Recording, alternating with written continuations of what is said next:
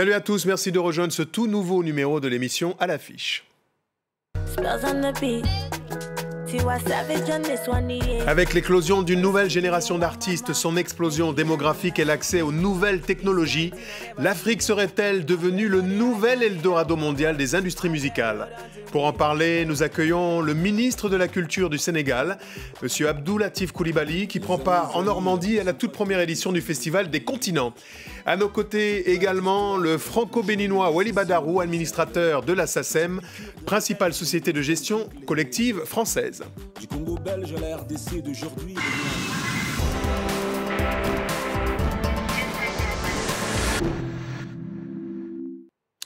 Une émission effervescente aujourd'hui avec deux personnalités pour le monde francophone. Monsieur le ministre, soyez le bienvenu, Nangadef.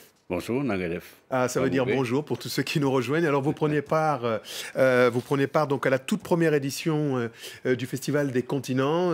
Ça dure 4 jours à peu près. Vous abritez donc, puisque vous en êtes l'un des parrains, plusieurs conférences, des concerts qui vont rassembler les plus grands artistes du continent, des thèmes, la route de l'esclave, des questions autour des industries créatives et les questions du droit d'auteur seront notamment évoquées autour d'une population la plus jeune de la planète qui a dépassé le milliard.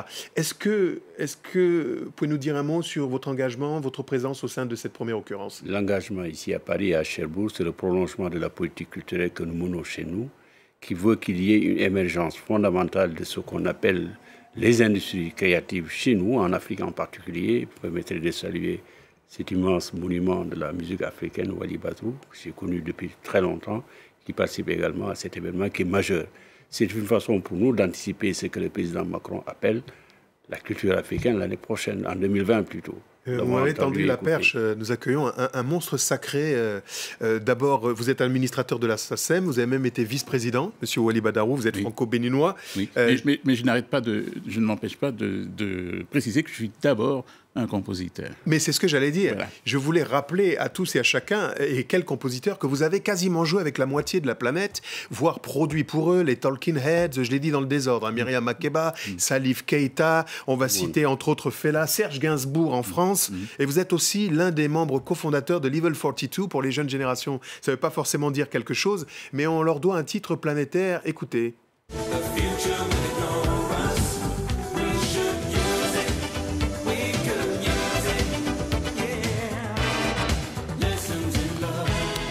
Voilà, avec ce décor planté, nous abordons donc autour de cet extrait qui nous renvoie à 1986. Monsieur Wally Badarou, nous parlons donc de cette thématique, celle d'un festival important qui campe aussi la réflexion autour de la place de la musique africaine dans le concert des nations. Alors ça tombe bien puisque cette semaine, on a vu qu'un chef d'État et pas n'importe lequel, le président Macron s'est rendu au Shrine, temple s'il en est de la musique africaine au Nigeria, créé par on s'en souvient, Fela Anikulapo Kuti. Il a été reçu par son fils, Femi Kuti. On voit donc qu'il y a des intérêts politiques. On voit aussi qu'il y a des intérêts des multinationales qui considèrent d'un seul coup le marché exponentiel que constitue le continent africain. Il faut rappeler que 600 millions d'Africains en 2020 seront équipés d'un smartphone, un chiffre qui a déjà doublé depuis 2016. Ça, c'est le grand défi. Les industries créatives, le potentiel de développement, ça n'est pas une vue de l'esprit. Absolument pas du tout. Ce que l'Afrique produit comme élément culturel à travers le monde et en Afrique même permet aujourd'hui de penser effectivement que nous sommes dans une trajectoire aujourd'hui qui nous permet de penser qu'il y aura énormément de choses qui vont se développer dans le futur en Afrique. Et tous les États africains sont concernés. Le Nigeria, où le président Macron s'entend évidemment, a prouvé aujourd'hui qu'effectivement la musique est une industrie extrêmement importante qui fait que l'industrie culturelle, qui fait aujourd'hui que le Nigeria, dans son PIB, peut considérer que la culture est un élément décisif dans ce PIB aujourd'hui. D'autres États comme le Sénégal, l'Algérie ou l'Afrique du Sud sont également travaillent de façon très dure au niveau de l'organisation des artistes et des créateurs pour faire en sorte que l'industrie culturelle musicale en particulier devienne un véritable vecteur de développement économique et social. Alors, on va en parler dans les détails. Wally Badarou, c'est bien beau de dire que c'est un potentiel de développement, mais on entend souvent les artistes en région francophone d'Afrique se plaindre du non-reversement des droits, etc., et souvent de finir dans des conditions sociales un peu précaires. L'un des dispositifs, semble-t-il, qui pourrait changer la donne, en quelques mots, expliquez-nous sa dimension, c'est la copie privée. La copie privée qui est arrivée pratiquement concomitamment avec le magnétoscope, figurez-vous, et c'est une idée allemande datant de 1965, qui, à partir du droit exclusif que constitue le droit d'auteur, revient à permettre aux utilisateurs, aux mélomanes, de pouvoir se faire à titre privé des copies. Donc c'est une licence qui leur est donnée individuellement, et comme les auteurs ne peuvent pas individuellement aller collecter la partie de la compensation qui devait être faite de l'usage de leurs œuvres, eh bien c'est un système qui permettrait, pour peu que l'État veuille bien établir cette compensation, car copie privée, il peut y avoir sans compensation. Oui, alors pour résumer, ça veut dire quoi? Ça veut dire que sur les supports DVD, voilà, les clés USB, etc., on peut sur tous les supports enregistrables prélever une taxe, voilà, absolument, qui est reversée normalement au bénéfice qui devrait être reversée de la création. Oui, vous parlez au conditionnel. Voilà, c'est pas toujours le cas. Et c'est pas toujours le cas. Monsieur le ministre, beaucoup d'artistes finissent dans l'indigence. Le Sénégal, semble-t-il, est l'un des rares pays en Afrique à s'être doté d'un dispositif de protection sociale. En quelques mots. Oui, je vous disais tout à l'heure que le Sénégal a pour ambition de développer un projet culturel structurant qui est à la fois culturel mais également un projet de développement économique. Et pour que cela soit effectif, il faut nécessairement penser aux créateurs et aux acteurs qui sont à la base de cette industrie. Il faut les protéger davantage. De 1960 à 2016, le Sénégal s'est contenté au point de la gestion des droits d'auteur, d'une gestion qui revenait de droit à l'État, par le Bureau sénégalais des droits d'auteur. On a cassé ça en créant la SODAV. La SODAV est un système de protection, de collecte des redevances dues aux artistes, mais également il y a un système d'assurance maladie qui est mis en place par l'État du Sénégal. Donc au Sénégal, un système de protection sociale tempo aujourd'hui existe. On revient en quelques instants à ces questions en rappelant que le Festival des continents auquel vous prenez part, Monsieur le ministre, accueille pendant 4 jours de grands artistes, parmi lesquels entre autres le Camerounais Manu Dibango, le Malgache Radjer, les Algériens afro-berbères du groupe Bania.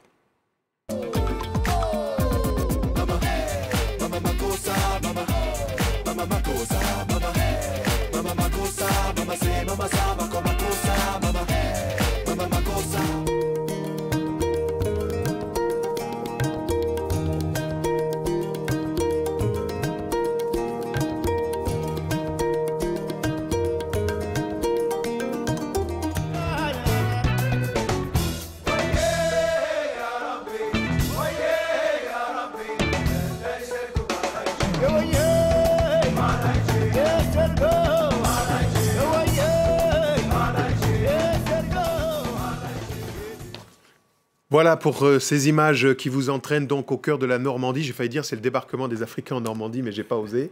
Monsieur le ministre, un mot pour évaluer donc l'offensive menée par plusieurs pays, dont le Sénégal, l'Afrique du Sud donc et l'Algérie, pour conforter donc ce statut du droit d'auteur en Afrique, celui de la copie privée. J'explique en quelques mots. La copie privée, c'est que lorsqu'un artiste plasticien notamment fait une œuvre, on l'achète à vil prix, c'est revendu dans des grandes galeries du monde entier, etc., à des sommes astronomiques, eh bien qu'on impose une loi qui permette que ce créateur, in fine, touche à la hauteur de sa contribution. Ça assure une collecte beaucoup plus étendue des droits, ça renforce également le capital collecté et ça permet une meilleure distribution de l'argent collecté aux acteurs. En Normandie, nous allons réfléchir de manière générale sur l'apport de la culture africaine, mais également la mise en relation des secteurs assez importants, des arts croisés, pour qu'on puisse avoir une réflexion globale par rapport à ce que nous pouvons faire sur le continent. Le musée des civilisations noires, c'est aussi une vision ça panafricaine. Également, c'est une vision panafricaine du développement des civilisations panafricaines et leur influence sur le monde et le développement des autres civilisations, en partant du principe que l'Afrique a été le berceau de l'humanité. Wally Badarou, on voit qu'il y a des offensives sur le continent, on dit que ça va exploser. La moitié de la population maintenant qui consomme de la musique utilise le téléphone et Internet par téléphone. Oui. Vous avez une annonce à formuler parce que vous avez une offensive aussi par la création d'une structure. Oui, on s'est dit que les grands continents et les pays avancés ont leur propre structure de valorisation et d'hommage rendus à leurs créateurs. Et le continent, certes, il y a ici et là des trophées, mais nous pensons qu'à l'instar de ce qui se fait aux États-Unis et en Angleterre, il serait utile, il serait bon que la filière, l'industrie, les créateurs africains sachent récompenser, sachent mettre à l'honneur par eux-mêmes, selon leurs propres valeurs, la création africaine. D'où la création donc d'une académie. L'idée de créer une académie de la musique africaine, qui est née il y a quelques années déjà et qui est en train de se conforter, sera donc, nous l'espérons, un vecteur de fierté permettant à l'Afrique de se reconnaître dans ses propres valeurs et en plus de cela, de se remémorer, de garder en mémoire ce qu'elle a fait depuis toute l'humanité, pas simplement lors de ce printemps de musique africaine que nous connaissons tous aujourd'hui. Voilà donc pour cette annonce qui est importante, Monsieur le Ministre. Un dernier mot, mais très très court, pour nous dire que le livre n'est pas le parent pauvre de la créativité pour vous. Mais absolument pas du tout. Au Sénégal, par exemple, et un peu partout sur le continent africain, d'ailleurs, il y a aujourd'hui des fonds qui sont mis en place par le gouvernement. Le Sénégal, il y a 600 millions de fonds de soutien et d'appui aux éditeurs et aux écrivains. C'est extrêmement important pour dire que la musique est très importante. Il a raison d'en parler, mais nous avons une vision globale par rapport à tous les arts africains et les secteurs de production culturelle. Croisement des arts. Je vous amène à porter une réflexion autour donc de ce bouillonnement, de cette effervescence au cœur du continent, nouvel Eldorado potentiel des industries créatives et clin d'œil à un jeune artiste qui se trouve en RDC, au Congo, à Kinshasa. Il s'appelle Yekima, son tout premier album. Eh bien lui, avec d'autres, par talent, il met en place des dispositifs et offre un premier écrin d'une qualité exceptionnelle. C'est la fin de cette émission. Merci à toutes et à tous de l'avoir suivi. Vous pouvez bien sûr la retrouver sur france24.com ainsi que sur tous les réseaux sociaux. On se quitte justement avec un extrait de son tout premier album et c'est le Zaïre qui parle. Le palais du peuple, le pont Maréchal, le barrage d'Inga, le stade Kaka Raphaël, date du Zaïre. Il a accueilli le grand combat de boxe de tout le temps, Foreman et Ali. Tout comme le soleil Se lever avec éclat chaque matin et se coucher le soir. aux horizons du grand et majestueux fleuve Zaïre. Tout comme toute histoire a une fin. Comprenez mon émotion.